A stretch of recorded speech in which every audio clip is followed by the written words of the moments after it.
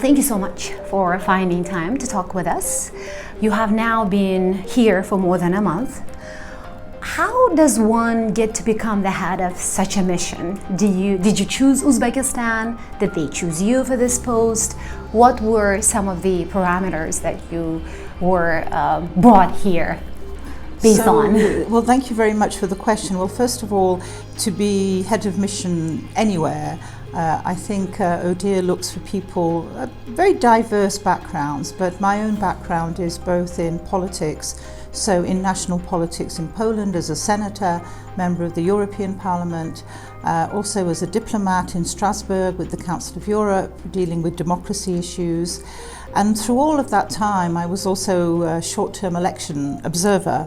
So I had an experience of being, running in an election. As Consul General in New York, I was actually part of the Polish election administration because we have out-of-country voting.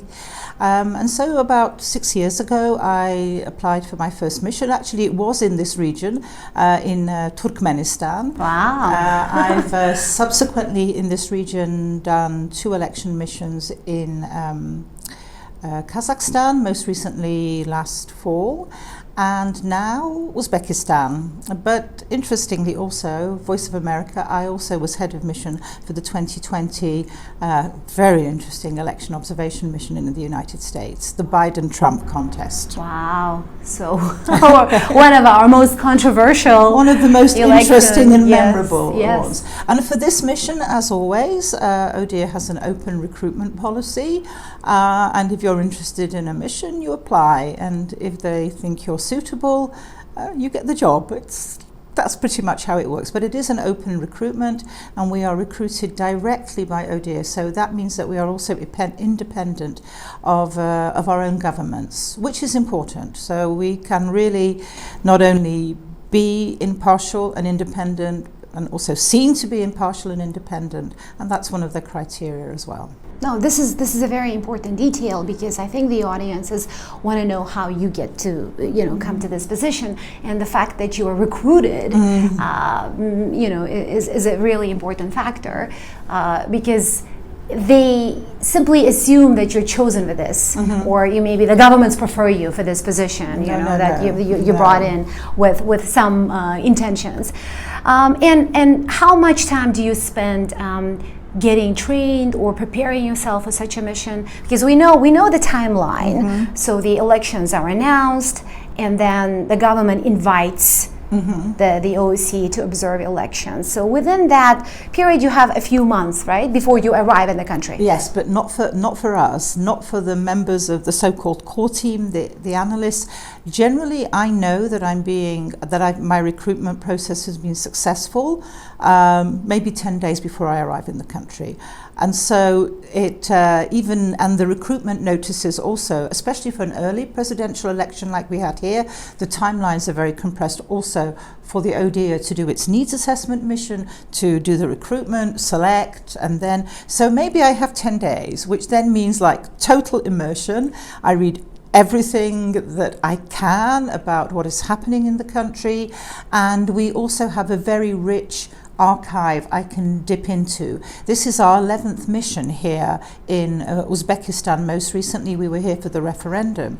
So I, as the head of mission, like all my colleagues, I have access to the whole historic data. I can go back, I can read the meeting notes of all the previous heads of mission, of all the other analysts. I have the needs assessment report, I have all of our previous reports. Those are publicly available if anybody's interested. They're all on the ODIHR website.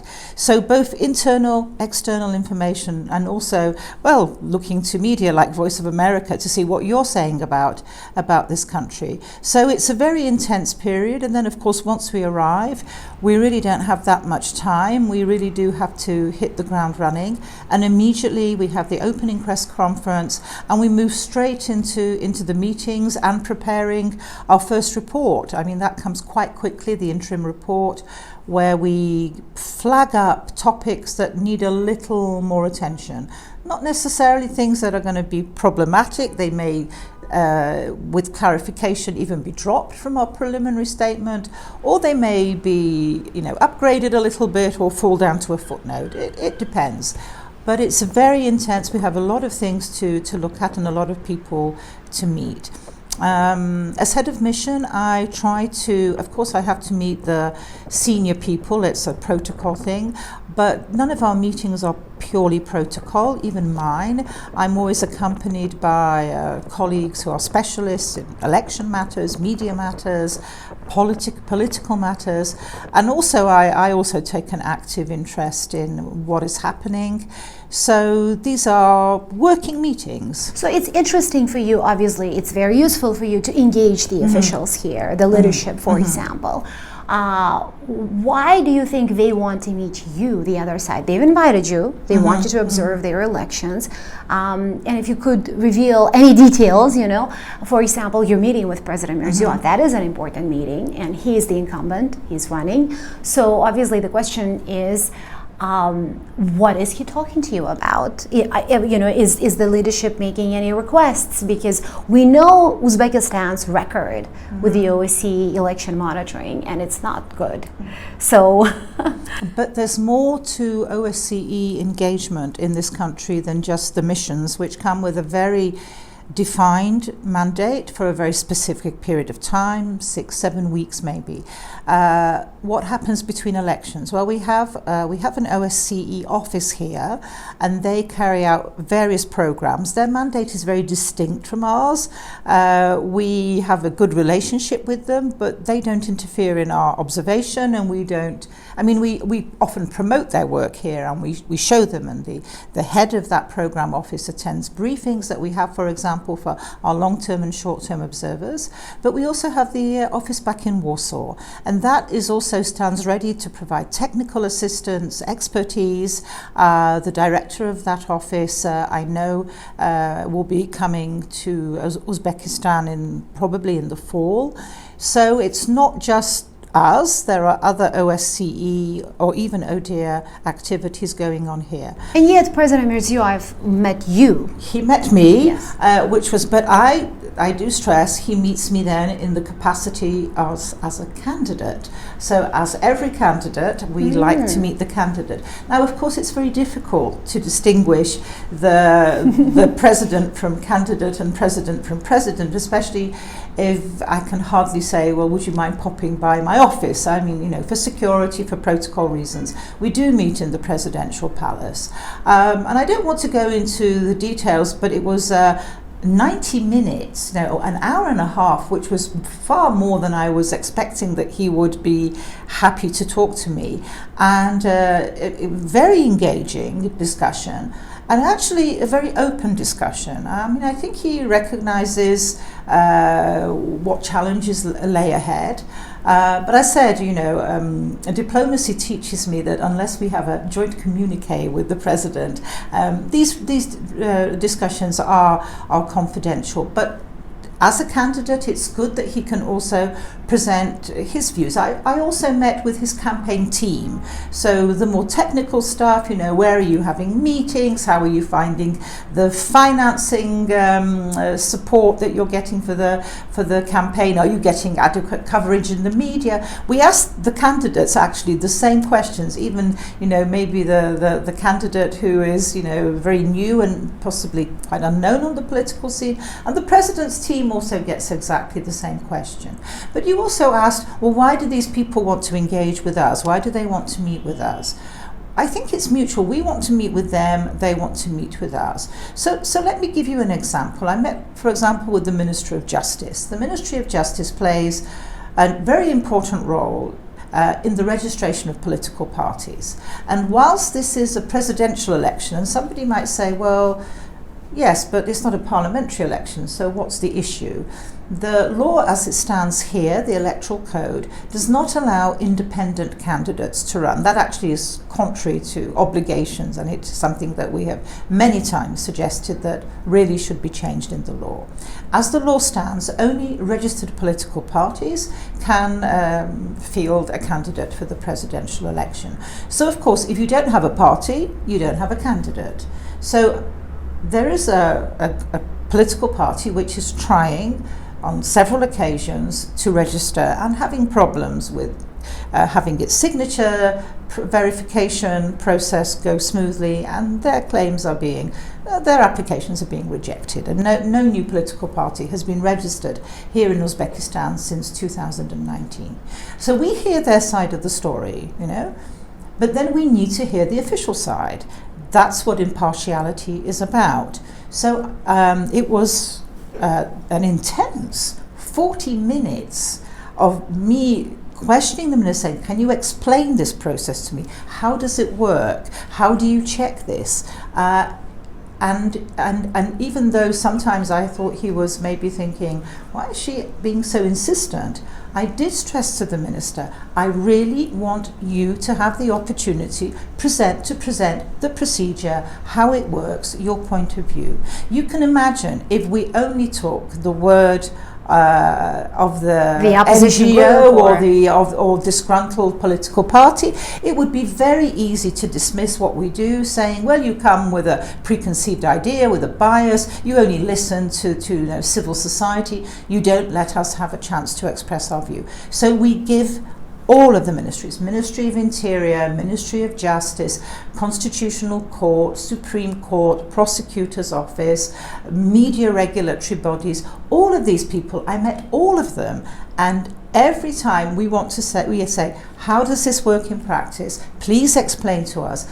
Even if we asked these questions maybe 3 months ago, again, we ask them again. Maybe something has changed. Maybe there's something different in the context of and the they were forthcoming, they were yes, open. Yes, they are. I mean, it takes a while. This country is quite bureaucratic. Everything has to go from the Ministry of Foreign Affairs. But we were not treated in a different way. The diplomatic community works on the same principles as we, with having to submit requests via the Ministry of Foreign Affairs to meet senior officials. Okay, it took some time, but by the eve of election day, I and my team had met everybody that we had asked to meet with the assistance of the Ministry of Foreign Affairs. How did your meetings with other candidates go? Of course, they're not used to things like this. They were all running for the first time, quite new to the process.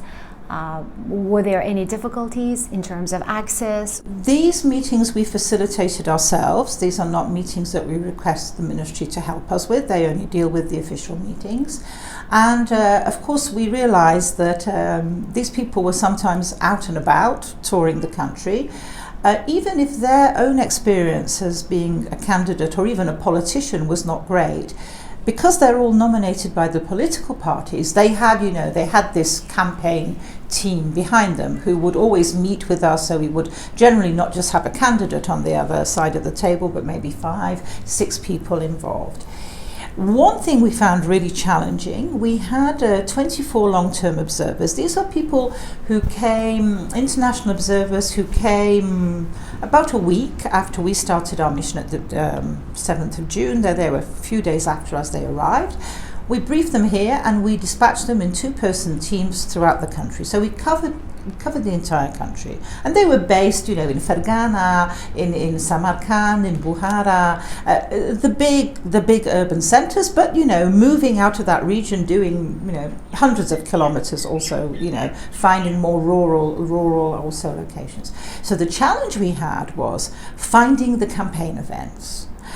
Normally, if you have a campaign event, it's all over social media, there are posters, it's buzzing around Twitter or here. And usually parties here in this country, they're very good at promoting their events. Yes, but not necessarily the campaign events. So actually, in all the time we were here, in the height of the campaign, with all of these observers all over the country, we were actually able physically ourselves to observe only 41 campaign events. And that's not because our observers were not doing their job, but it was sometimes really difficult. Why was it difficult? Well, strangely, these events took place in office hours.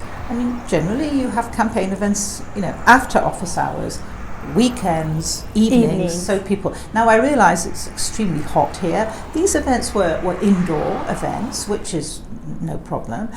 But it was clear to us that some of these events were clearly closed, and they appeared orchestrated in many instances. So public officials, nurses, teachers, students brought to an event. Even we had, I think, one instance where they were required to sign a attendance list.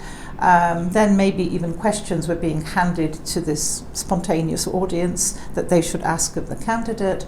So that was interesting, that we had problems. And then we would see on social media, which people didn't really engage that much in the social media of the candidates or the political parties or the campaign teams, but the information would pop up after the event. So like a very brief report. But you would normally be using those channels to drum up the interest, the excitement, candidates in town, the whole town should be abuzz that you have this meeting. So this also gave us an indication of how vibrant, let's put it, this campaign was. So I heard you use this word Lowkey, this description in your presentation yesterday, and what we have observed so far is consistent with that, because in general official parties use any election to promote themselves, as if you look at their membership numbers, they're quite low, and so in previous elections they've told us openly that we know that we're not going to get to that position we're running for, but at least through this process, we're going to multiply our members. And interestingly, in this campaign, we didn't see that kind of dynamic. We didn't see parties really pushing for publicity. They were very, very modest, and candidates, they were minimally seen. They didn't do interviews, for example, and when we heard that they were going to have debates, we obviously got excited because this would be a chance to at least hear from them, right? Then they ended up sending their representatives to these debates, and for me as a journalist, it was very obvious to ask, what else do you have to do if you can't make time for a debate? Isn't that one of the most essential things that you want to do as a candidate? To find yourself on primetime television is not an opportunity many people will turn down. So then the justifications I heard, and some of them, I guess, the ones that I heard mostly were that, well, we don't have a debating culture. It's not like we don't really plan it. And so it seemed like they were really pushed to do it, and they just went with the people who would be good at talking, not necessarily with the candidates. And you told me earlier that you really study a country's record, you do a lot of background training, I guess, you educate yourself. And while I understand that you look at every election individually, you don't compare elections, everything is a standalone process for you, you probably, based on what you've gained, as an Uzbekistan knowledge, you see patterns that have been observed in previous elections as well. So then this big question comes around. It's like, okay, what is the point of all this observation and monitoring if the same problems keep on repeating themselves? What is the point of this exercise if you don't see a gradual change? And I'm sure you get questioned and criticized about this constantly around the world. But in Uzbekistan, it's more important than ever, because now the way this election is being assessed, that we see a lot of backsliding. People themselves didn't see much progress. Diplomacy teaches you patience, and these processes take an awfully long time, and you can say, well, could these resources be better used to I don't know, why does the OSCE spend money on something like this? But also think how important it is that we are here as truly independent observers. The Central Election Commission accredited nearly 800 international observers. Some of them affiliated to established international observation organizations. They often differ substantially in their methodology. They tend to differ also a lot in their conclusions. We tend to be, I would say, more objective in some of our assessments. There is a major contrast, actually. There is a lot of people who you don't know where. I mean, I've even seen not this time here in Uzbekistan, but maybe in Kazakhstan. I've seen even former Polish politicians, people from think tanks, and they it's not very clear what they're doing here. My question is, who pays for their trip here? That's a really good. We know the Uzbek government. It's a really good filter. You cannot be objective if your position here depends on somebody's paid your flight, they've paid you a per diem, they've paid you some fee or not. I'm not going into the details. But there are so many of these observers, and there were so many of them here in Tashkent that when I was out, I went to one polling station on Sunday morning to do a photo op. In fact, we had the pleasure of meeting there for the first time. I met during that brief 40 minutes or so 2 observers accredited with their, we have these accreditations from the cards. Everybody has one of these badges. Right. One appeared to be Spanish, maybe parliamentarian, and one was a gentleman who adhered to no code of conduct I can imagine. So first of all, we were very insistent when we were doing our photo op, we made sure the cameras were outside the voting area, we were not interfering in any way, we were not hindering the voters, we were not disturbing the members of the polling station officials. But this gentleman just swarmed in with television cameras. And then, of course, somebody puts a microphone in front of him and they say, well, how is it? And he says, well, it's very good. It's very good. So you can imagine that if we were not here, people would say, well, there were hundreds of international observers and nobody saw any problems. Nobody saw any problems. Now, some of them may do. There are some bona fide legitimate people, but there are some people who I would say, well, could really do with adhering to some basic code of conduct and standards in international observation. We have the methodology, we have the breadth because of the long-term observers, because of deploying nearly 200 additional short-term observers on election day, who visited nearly 1,000 polling stations. Just for the voting process, they were there before the opening, they were there for the opening itself, they were there during the voting, they were there for the counting at the end of the day, and then all the aggregation, the tabulation as we call it, of the results at the end of the day. At the district level, we were also there. So we have the breadth and we have the depth of analysis. The standard election form is there are some standard questions we have in every country, but everyone is prepared specifically for an election in line with what we expect to see. So there were 80 questions. Now, I will hazard a guess, we were the only people in town with that kind of methodology, the largest, and I'm not blowing my own trumpet. We really do know what we're doing, and we really do set the gold standard. So can you imagine we're not here? What does the international community hear? There wouldn't be a record of this. There wouldn't be any Exactly. data. There wouldn't be questions asked. A lot of things would be missing. And I know that a lot of people, and I mean the ordinary citizens of Uzbekistan, the international community, foreign governments, Uzbekistan's partners, international monetary institutions, they all appreciate your work. And we hear that constantly. But you're right when you mentioned that there were so many observers here. And the government mixes you up. The government doesn't always differentiate. They're very proud of the fact that there were nearly 1,000 observers here, more than 1,000 journalists registered to cover. So we have enough from the international community to show that we are changing. That's the message. And when we questioned the Central Election Commission yesterday about its credibility, about its work, about its engagement with you, in general about its attitude to your reports also, they're very quick to say that most of what we hear is incredibly positive. Listen to what the Russians are saying, listen to what the Turks are saying. They refer to their country delegations, which they have been hosting. So yesterday, right after the Central Election Commission's press conference, we had delegates talking to the Uzbek media. They were live on Uzbek state television, talking basically, saying things that were the complete opposite of what you said later in the day. So that kind of creates, it is a dynamic, it's a very vibrant picture, but I think it's very difficult for the audiences to grasp.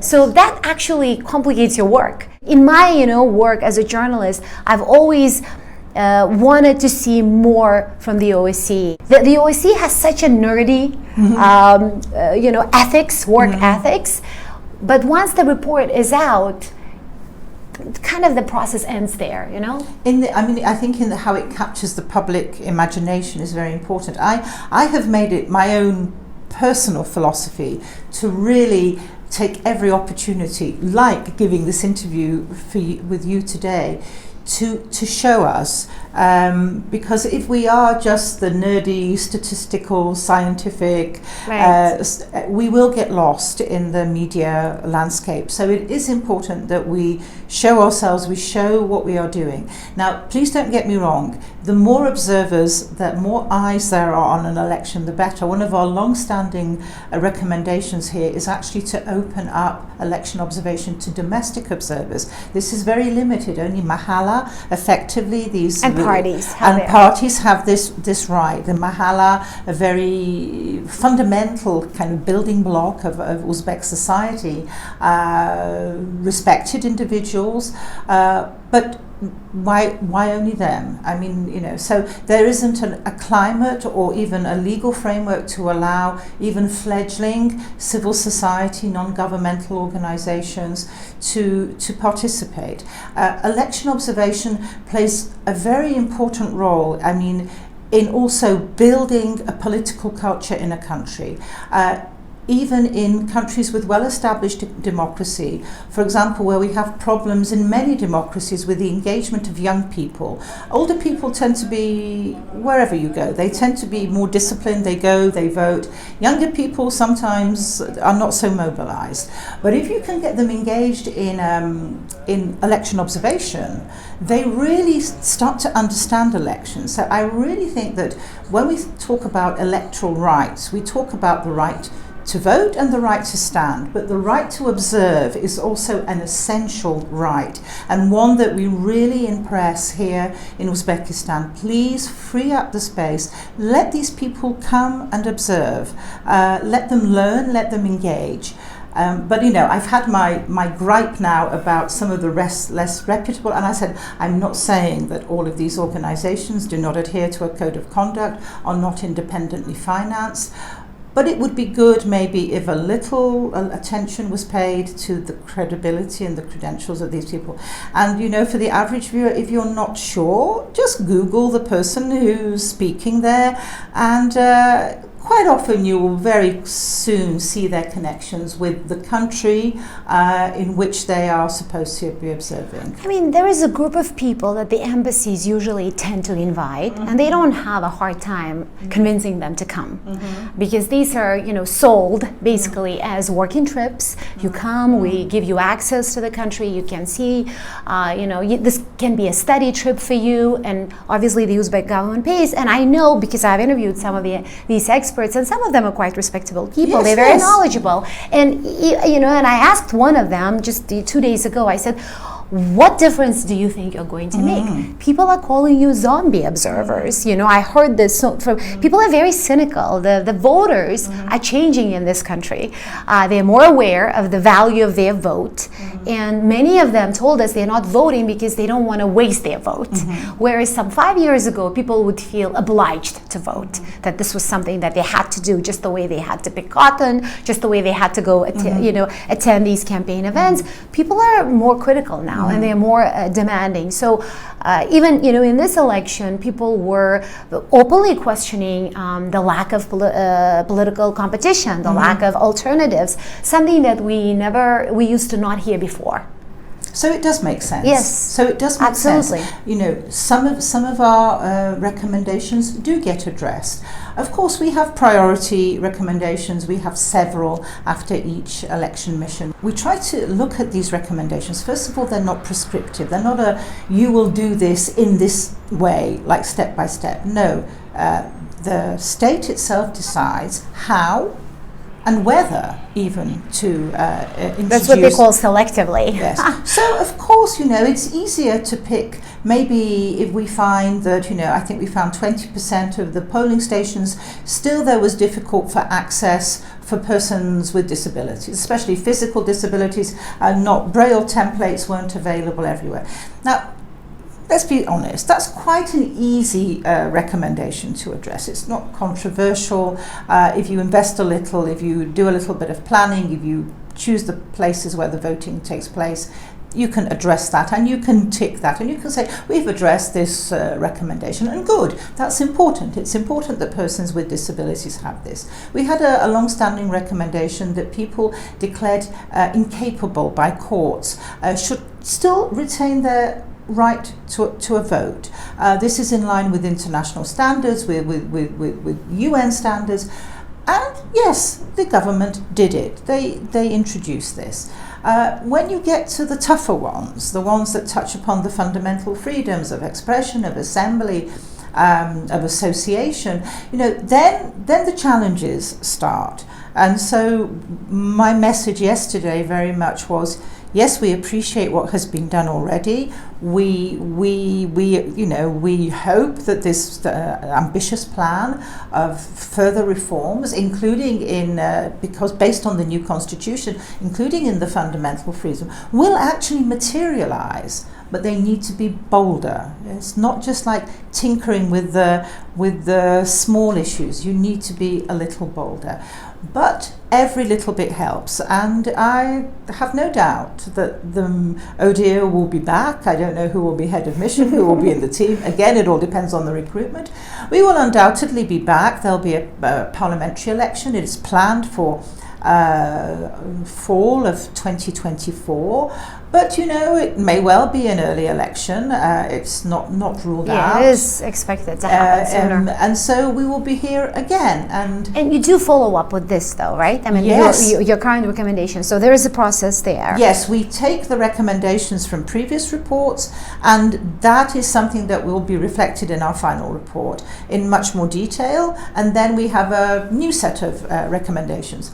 We may have to repeat some of the old ones because they're still outstanding. So, in terms of your initial findings, when you present them and when they contradict what the government is saying, for example, in this one, it's clearly your estimates are much lower in terms of the voter turnout than the Central Election Commission's. Do you get reactions from them? Have you had any conversation on that? Do you check notes? Not yet. But it's, on the turnout, I would say we would have to have a much more significant statistical sample than 1,000 or so to be able to say something definitive. But we check the turnout using 3 questions on the questionnaire. So we check the flow, we check how many people already had already been on the voter list before we arrived. We have various ways, and we saw that the polling stations did not appear as busy, and our statistics also supported that. There was quite a lot of activity in the morning, and then they sort of plateaued towards the rest of the day. But now, what next? Well, we will, as is our normal policy, we will meet with our hosts here, the Ministry of Foreign Affairs, and they will be, I'm sure they are now gathering their comments and responses from the various government bodies. So they will give us their feedback, and we will be interested to hear it. We will also, surely, we always meet with the Central Election Commission. Again, they will surely have some comments. We actually were quite positive on how the election administration operated, although we had some questions about the independence of especially the lower level election administration bodies. So they will come back to us with their comments. We write our final report. That gets published around 3 months after we leave the country. And then if the government of Uzbekistan should so desire, after its publication, once they've had a time to digest the final report, they will sometimes request us to do a follow-up visit. So it would be myself and colleagues from Warsaw, effectively the desk officer for Uzbekistan, maybe one of the senior staff from the election department would join me. In fact, interestingly, I came to Tashkent directly from a follow-up in Paris following last year's presidential and parliamentary elections, and I had observed the parliamentary election in France last year. Which is so interesting, because I was just going to ask about your background and your experience. I mean, you're a veteran politician, you're a veteran in this as well. You know, what it is like to observe elections at a place that is more of a mature democracy like France. It's complex, it's very diverse and interesting, and then come to Uzbekistan and then kind of have that switch, you know, issues, attitudes, the level of political development, or are there any similarities? Well, the one thing that is similar is everybody signed up for the same commitments. So everybody, you know. So they're all members, and you expect them to. They're all members. They all signed up for this voluntarily. They made a commitment to invite us. They made a commitment to adhere to the international standards. So that applies everywhere. And sometimes people say, well, yes, but you know, and I mean, you know, we've had tough things to say. I would say virtually, we always find something to criticise. No election is perfect. I mean, you may not be aware, but the United States has a long-standing problem not allowing international observers in all states. Because of the federal system, many states do not allow international observers. I mean, and they are very strict on this. And the State Department, they are our point of contact in the US, and they say, well, there's nothing we can do. It's the federal government. Texas decides, Connecticut decides, Pennsylvania decides how much they want to give. So it's not that we say, well, yes, but you're a mature democracy, so you know better. You know, but no. And sometimes we also face challenges, because here in Uzbekistan, I hear, we have our history, we have our tradition. I heard exactly the same arguments in Paris over a month ago. We have our history, we have our tradition, this works for us. And I say, yes, it does work for you, but it does not meet international standards, okay? So the challenge is to write those recommendations in a way that they are respectful, maybe, of certain local conditions, but nevertheless we must always come back to the international standards. So understanding each country, its unique complexity, its structure, federal, presidential, parliamentary democracies, various different systems, majoritarian systems of voting, proportional representation. We have it all. We have everything, even electoral colleges. We have every single possible option. And we have to understand, but at the end of the day we say, come on guys, you signed up for this and this is the direction. We are going to prod you in ever so gently, but hopefully on the right path. Well, not just in Uzbekistan, but across Central Asia, what you will hear very often is that we're unique, treat us as a unique culture, as a unique system, and keep in mind that we have very little experience. They won't always say that we have very little experience with democracy or freedom, but in general they say that we're just getting started. So when they look at you, they see this, very credible politician from Poland, and I'm sure many Uzbek officials are looking at you and saying that she should understand us. She knows what it is like. But can you imagine? I was born and educated in the United Kingdom. I moved to Poland in 1991, just at the very beginning of the political transformation. In 1989, Poland had its first partially democratic elections. But I've been there for the whole of this period. So we also, as Poland, did not have within our lifetime. I mean, in the interwar period, we had a semblance of democracy, although it also had its challenges. We didn't have a country before 1918, so for 123 years we weren't even on the map. So you can say, well, Poland has a unique history as well, and so maybe I am well suited to understand what it is like to go through a transformation from a communist, centrally planned economy, to go through these stages. And I am sympathetic to these arguments, but it can be done. It can be done. And I think there's a moment when you have to trust your citizens, I remember many, many years ago, before Poland's transformation, there was a Polish Prime Minister, and he said something I've heard echoed many times in Central Asia. Well, Poles aren't ready for democracy yet. you know.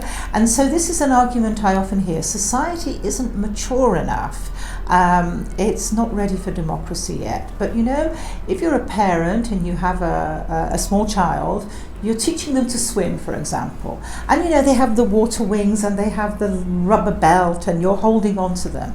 But there's a moment as a parent, you have to just say, swim. So I say, let them swim. Within the OSCE family, are there countries that Uzbeks or other Central Asians can look up to and say we want to get there within, within a shorter period of time? Maybe not like it shouldn't take decades, right? To become at least a relatively credible electoral system. They need to find their own way. If they can find good role models, let me give you an example. I was talking to a high-level official, female, but not the candidate here.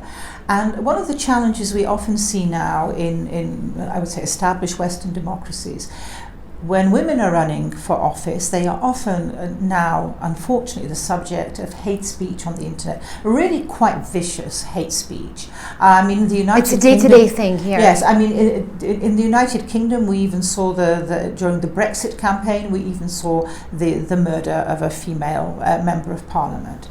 So I was discussing this, and it is clear that outside the campaign, it wasn't visible in the campaign, but outside the campaign, also women here in high-level positions in Uzbekistan also face this challenge sometimes.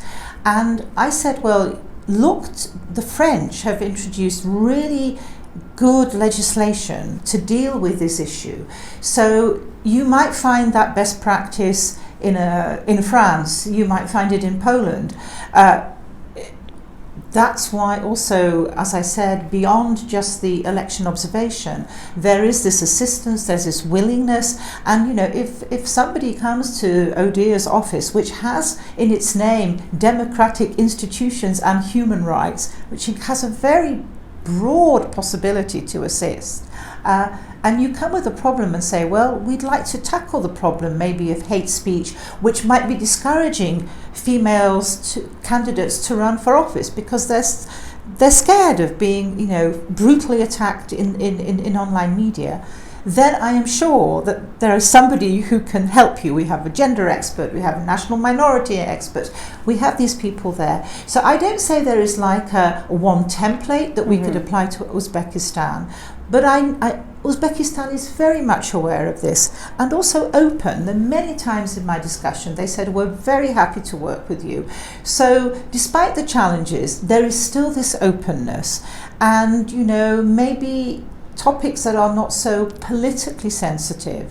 I mean, you know, not even within the mandate of elections, but gender-based violence. These are issues that have been addressed successfully with the assistance of the international community. You mentioned cotton and effective slave labour. That's a thing of the past, thank goodness, in this country. So no one template, but because they're part of the OSCE family, they have this option to take from the best experiences. I spoke to the ombudsperson. She said, I often meet with ombudspersons from other countries. We exchange views. We encourage it. All of these small activities, they do make a difference, and many do actually directly or indirectly impact on the way elections are run. So despite all of these challenges you just mentioned, there are more and more women in various mid-level and higher level positions across the country. And I also noticed something this time around. Pretty much at every polling station, I saw women running the show. They were the organizers, they were the coordinators, they were the ones who were counting the votes. So that I observe as a journalist as something that's been evolving. Because before, people used to be forced to work at those polling stations, and I didn't hear from any female this time any kind of a complaint. They're proudly doing this, they're proudly going through the trainings, they're proudly volunteering their their time to do this. So is this also something that you're looking at, the Yes. gender factor in, Yes, in the elections? We actually, I don't have them to hand, but we have statistics, and for the lower level commissions, actually women, I think, are extremely well represented, and often we look at the composition in terms of men and women in the polling station commissions. We look at who the chairperson is, and women are very well represented here. Where we find the challenge is that as you go higher up in the administration, and of course we were looking very closely at the election administration, but also if you, I mean, even surprisingly, women are well represented in mahallas, the lowest level. But then when you get to the mayors, the governors, the Central Election Commission, fewer women, and sometimes maybe less outspoken. Maybe that's a trait of quite a conservative society where women are still maybe a little reticent to challenge their male colleagues. But yes, we see that, and that is something that we don't have a special gender section in our report. It's mainstream throughout the report, but we look, were women active in the campaign? Were they taking a voice? Are they there in the party political structures? Are they there in the administration? Are they visible in the campaign?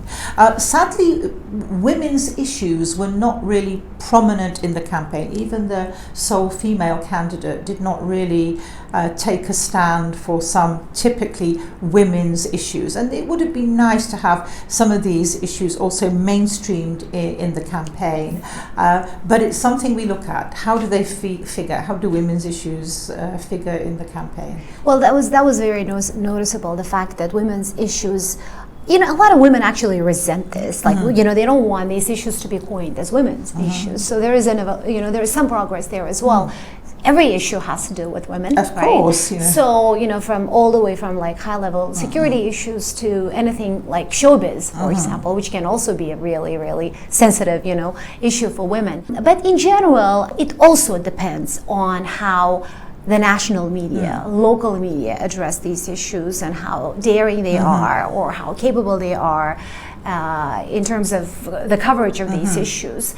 How did you find the Uzbek media? Because the development of the Uzbek media, specifically the Uzbek language media, has been a piece of progress in Uzbekistan. We do see some areas. I mean, some feisty women bloggers we have met. So they're and brave women. I mean, really brave women out there in the social media space. But we see also that now it is possible. Yes, unfortunately, defamation and defamation of the president is criminalized and quite heavily criminalized, quite heavily penalized. But social issues, corruption by lower level officials, that has become no longer taboo topics. So we also know, I've met with the diplomatic corps here. Many of the embassies are involved in assisting with media training. It's sometimes difficult to get the permission to do this. But okay, it's not how we would see, yet we would like to see, a completely free media environment where people, of course, are not permitted to spread false information. I mean, malicious information or some kind of radical information. But you cannot use laws on terrorism, radicalization as a blanket ban on any critical or dissenting voices. I think, people can distinguish what is a call to, fundamental kind of, terrorist activities and what is just a critical voice in the discourse. So small steps. And again, we were following the media, we were meeting with the media.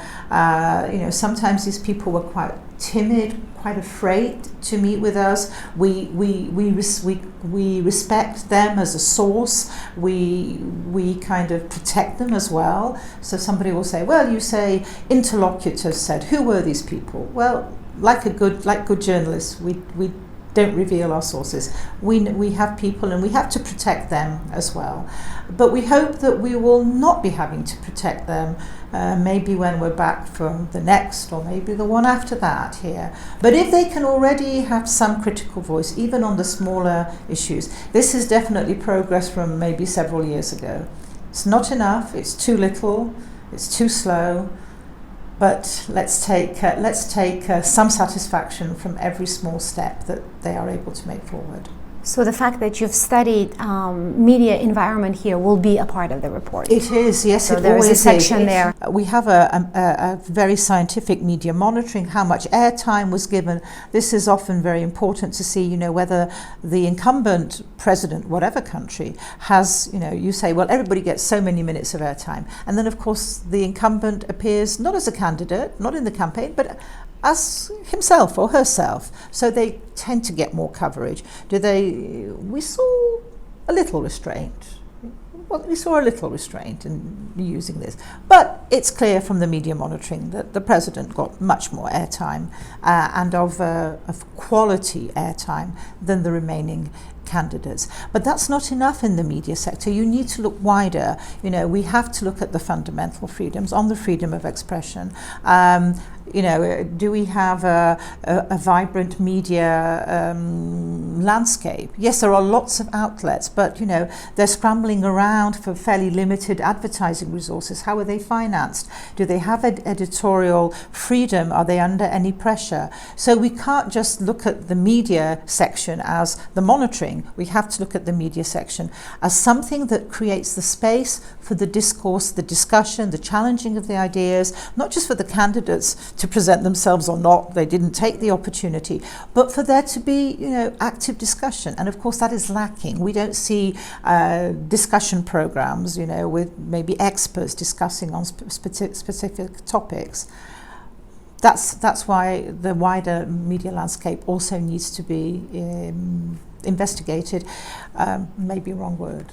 Observed, not investigated, observed. It gives us an idea in time, will there be the space, the coverage for this, for candidates, that if candidates are really independent, if they're really genuine, full-blooded candidates, they need to then have the environment where they can get their message across to the Uzbek people. As you were studying the campaign period, and as you were meeting other party nominees, we never hear them complain of anything. They never are critical of anything. They're generally happy. Yeah, they're generally happy. So if, let's say, if they had any complaints, will we be reading that in your report?